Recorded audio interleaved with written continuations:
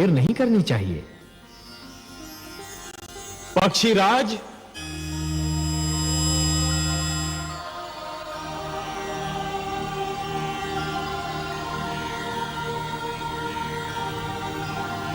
आज्ञा है लक्ष्मीपति। पक्षीराज, आप हमारे सुदर्शन के साथ मंदर पर्वत पर जाइए। जो आज्ञा देवेश्वर।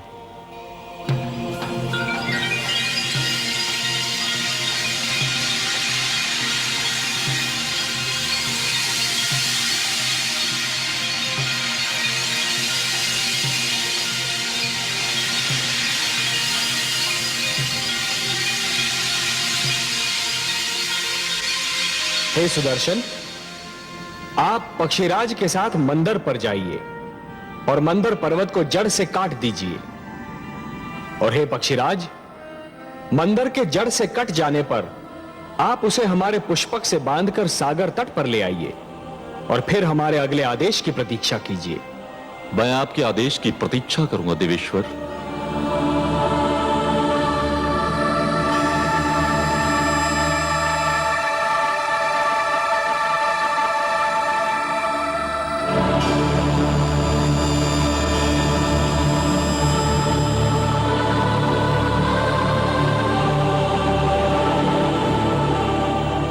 सुदर्शन, आप अपने कार्य का शुभ आरंभ कीजिए। मैं पुष्पक लेकर लौटता हूं।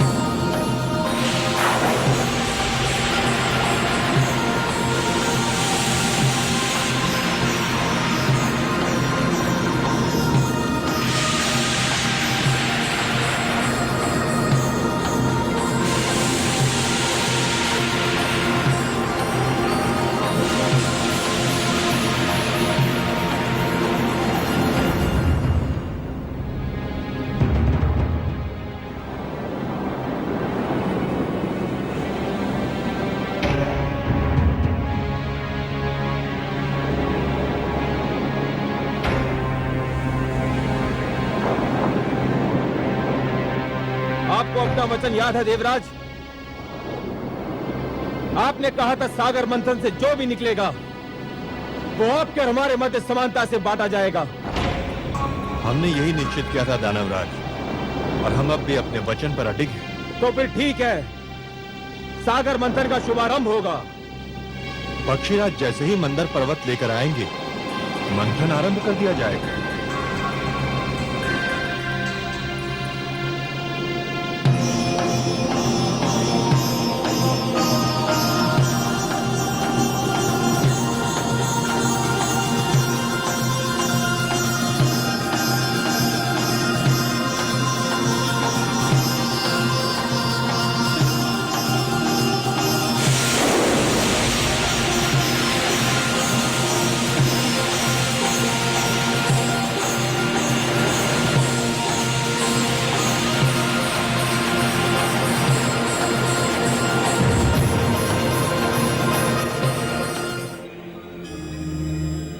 नारायण नारायण। आइए देवर्षि। प्रणाम माता। प्रणाम सर्वेश्वर। प्रणाम। आपने बुलाया मुझे? हाँ देवर्षि, हमें आपका सहयोग चाहिए। हे लक्ष्मी नारायण, ये तो आपकी महानता है कि आप मेरी सेवा को सहयोग का नाम देते हैं। आदेश दीजिए।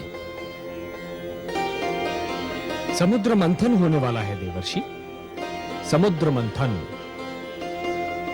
परंतु एक समस्या है। वासुकी नाग का प्रयोग डोरी के रूप में होना है और मंथन के समय उसके मुख से ऐसी भयंकर अग्नि जैसी फुंकारें निकलेंगी कि जो पक्ष उसके मुख की ओर होगा वो झुलस कर मर जाएगा। ये तो सत्य है प्रभु।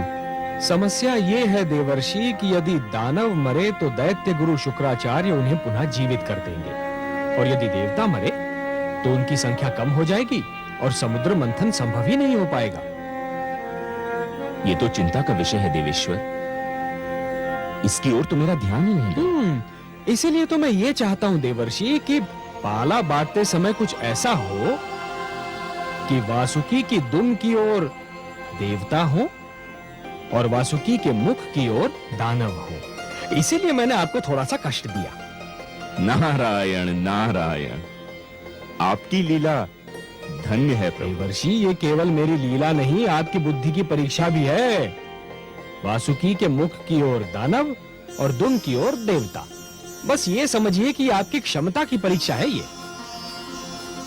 आपको परीक्षा लेने में और मुझे परीक्षा देने में जो आनंद आता है उसका अनुमान केवल मेरी लक्ष्मी माता को है। क्यों माता? नारायण नारायण।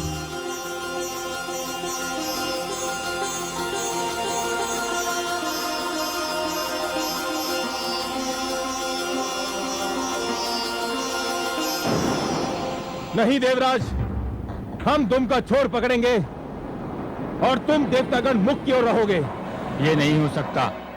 दानव पक्ष वासुकी के मुख का छोर पकड़ेगा और हम दुम की ओर रहेंगे। दानवराज ने जो कह दिया वही होगा। हमारे देवराज के निर्णय भी कोई नहीं बदल सकता। तो फिर समझ लो संधि समाप्त हो गई और समझौता भी टूट गया। नारायण नारायण। आइए देवर्षि, स्वागत है।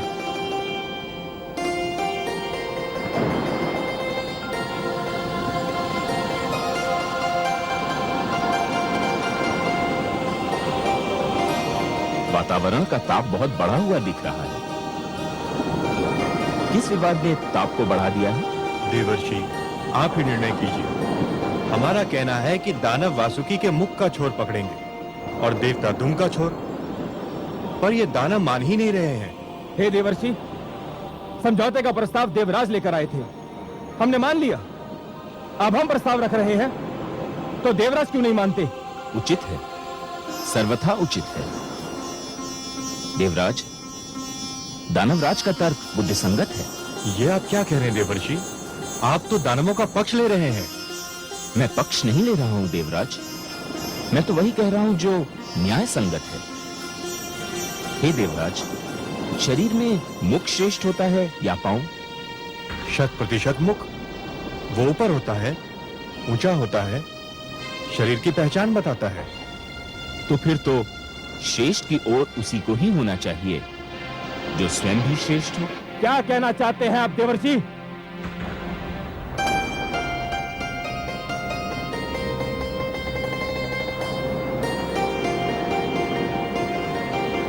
मैं ये कहना चाह रहा हूं दानवराज कि जिस प्रकार शरीर में मुख श्रेष्ठ होता है उसी प्रकार सृष्टि में देवता श्रेष्ठ हैं। इसलिए वासुकी के मुख की ओर तो देवताओं को ही होना चाहिए।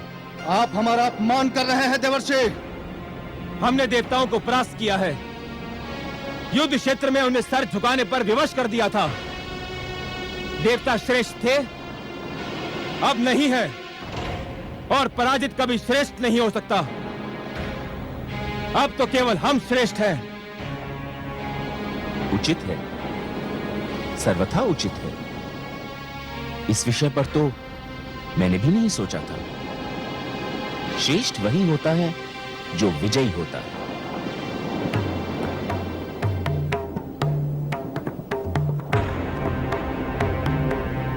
हे देवेंद्र, अब इस कटु सत्य को मान ही लीजिए कि विजयी होने के कारण दानव श्रेष्ठ हो चुके हैं।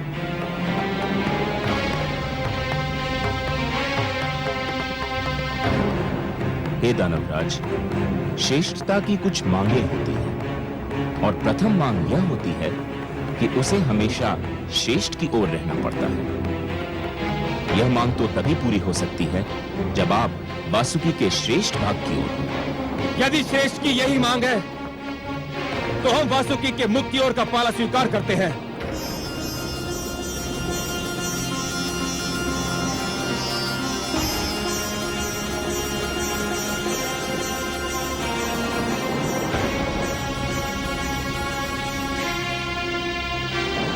आप वास्तव में श्रेष्ठ हैं दानवराज।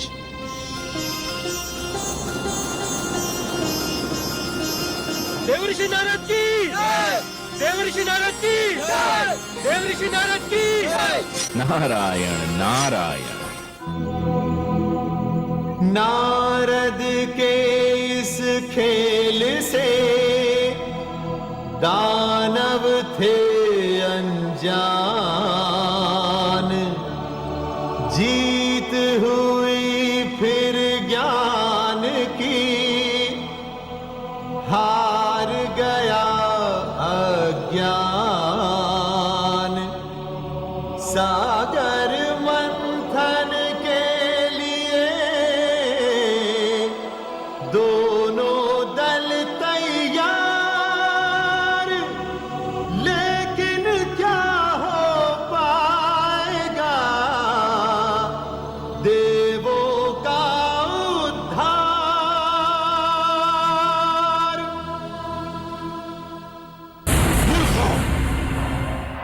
तुम जानते हो कि वासुकी के मुख की ओर रहने से क्या होगा?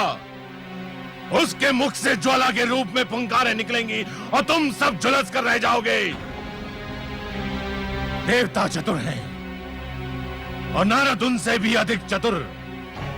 उन्होंने तुम्हें श्रेष्ठ कहकर तुम्हारी प्रशंसा कर दी और तुम उनके चाल में फंस कर रह गए।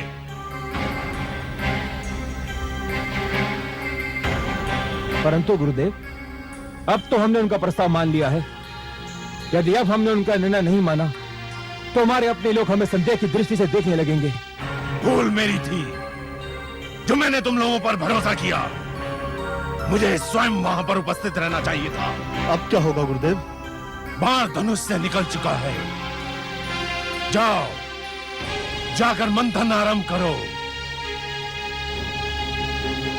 मुझे स्वयं देवताओं की चतुराई पर दृष्टि रखनी है। जाओ। जो आज्ञा गुरुदेव।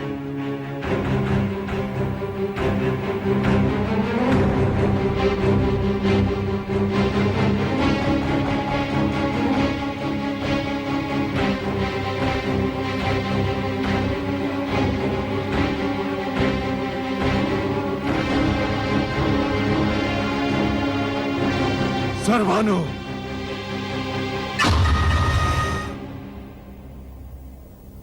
आज्ञा गुरुदेव। सर्वानु, समुद्र मंथन होने जा रहा है। मुझे चिंता है कि देवता जितने चतुर हैं, दानव उतने ही मूर्ख। ना जाने मैं कब से उनकी मूर्खता को चतुराई में बदलने की चेष्टा कर रहा हूं। मुझे विश्वास है कि देवता अमृत के बंटवारे में भी चतुराई अवश्य दिखाएंगे। तो फिर आपका मेरे लिए क्या आदेश है? मैं ये कार्यभार तुम्हें सौंपता हूं। तुम ध्यान रखोगे कि अमृत के बंटवारे में कोई पक्षपात न हो। जितना अमृत देवताओं को मिले उतना ही दानवों को मिले। आप निश्चिंत रहिए गुरुदेव। मेरे होते हुए कोई असमानता नहीं हो सकती।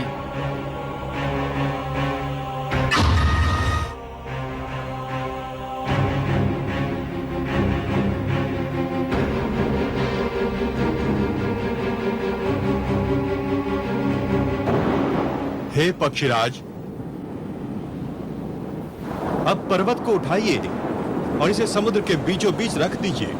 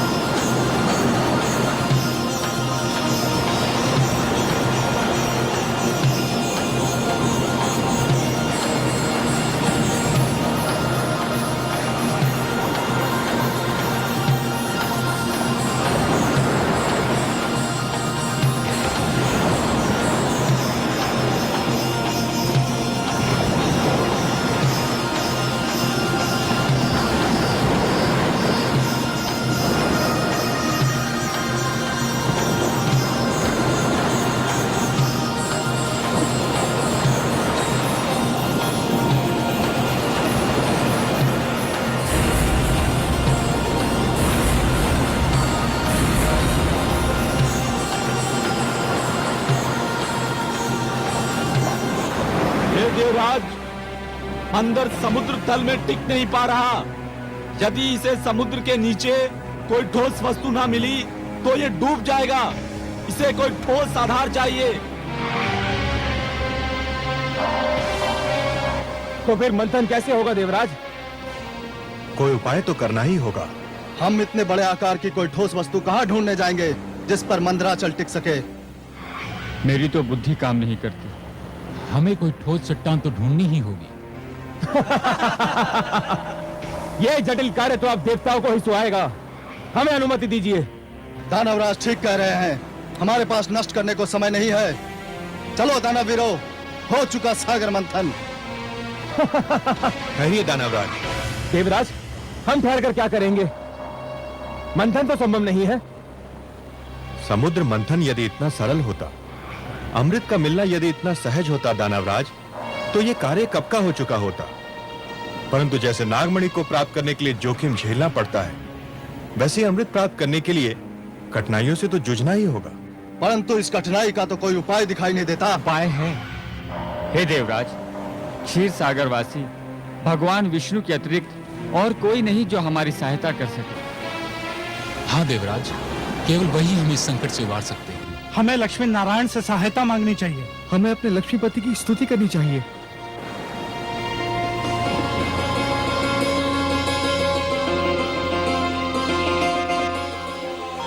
ये धरती से पुकार उठ रही है। मुझे बुलाया जा रहा है। हाँ कमल नयन, संकट बढ़ रहा है। मंथन असंभव सा लगने लगा है। और यदि मंथन नहीं हुआ तो जीवन संकट में घिर जाएगा। देवता अमृत से वंचित रह जाएंगे और दानव संस्कृति की जीत हो जाएगी। परंतु हे कमल नयन, मंथन कैसे होगा? मंदराचल तो समुद्र में डूबा जा रहा है। उसे स्थिर करने के लिए कोई महान ठोस वस्तु मिलेगी कहां से भला? प्रिय, मैं धरती और जीवन का पालक हूं। धरती और जीवन की रक्षा करना मेरा कर्तव्य है। मैं मंदराचल को अपनी पीठ पर रोक लूंगा। आप मंदराचल को अपनी पीठ पर रोकेंगे? हाँ प्रिय, मैं कूर्म का रूप धारण करूंगा। यह मेरा कूर्म अवतार होगा। दूसरा अवतार, मंदर पर्वत मेरी पीठ पर टिक जाएगा और फिर समुद्र मंथन में कोई कठिनाई ही नहीं होगी। परंतु हे कमल नयन, आपने तो कहा था कि आप मानव लोक पर उसी समय जाएंगे जब मानव कल्याण को कोई संकट होगा। ये तो देवताओं और दानवों का झगड़ा है। इसमें हस्तक्षेप करने के लिए आपको अवतार लेने की क्या आवश्यकता है? हे महादेवी, मैंने कहा ना कि यदि सागर मंथन नहीं हुआ तो दानव संस्कृति जीत जाएगी। और यदि दानव संस्कृति जीत गई तो सर्वप्रथम मानव संस्कृति को मिटा देगी। देवता उनके आगे नहीं टिक पा रहे तो मानव कहां से ठहरेगा? वो तो और भी दुर्बल है। और इसीलिए ये देवताओं और दानवों के झगड़े से अधिक मानव कल्याण का प्रश्न है। मुझे जाना ही होगा। और मैं, क्या मेरे भाग्य में फिर वियोग की घड़ियां लिखी हैं? प्रिय, वियोग के उपरांत जो मिलन होता है उसका आनंद ही कुछ और होता है। वियोग तो मिलन की मिठास बढ़ा देता है प्रिय। और फिर ये वियोग इतना लंबा नहीं होगा। हम शीघ्र फिर मिलेंगे और ये मिलन इतना सुंदर होगा प्रिय कि आप इसे कदापि नहीं भूल पाएंगी। मैं तो वियोग शब्द सुनते ही उदास हो गई थी, परंतु आपके सुंदर मुख से मिलन शब्द सुनते ही मैं आनंद विभोर हो उठी हूँ। कैसा होगा अपना ये मिलन कमल नयन? इस बार आप मेरी भुजा में लीन अवश्य होंगी महादेवी, पर आपका जन्म सागर मंथन से होगा। समुद्र मंथन से जो अनमोल रत्न निकलेंगे उन्हीं के साथ आप भी निकलेंगी। हे महादेवी, अमृत और आप, यही दो तो इस सागर मंथन की सबसे सुंदर उपलब्धियां होंगी।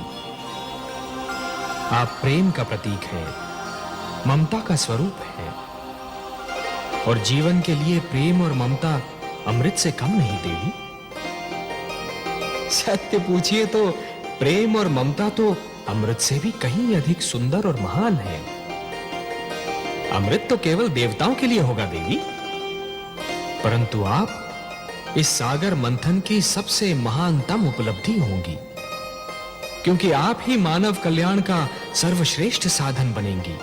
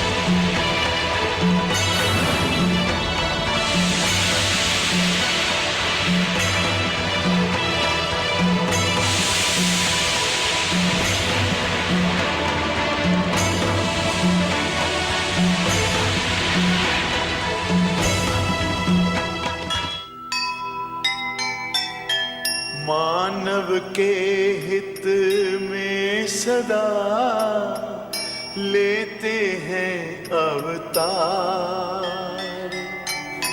सागर मंथन का लिया नारायण ने भार। लीलाधर भगवान की लीला बड़ी अनूप। धरती के कल्याण को लिया कुर्म का रूप। लिया कुर्म का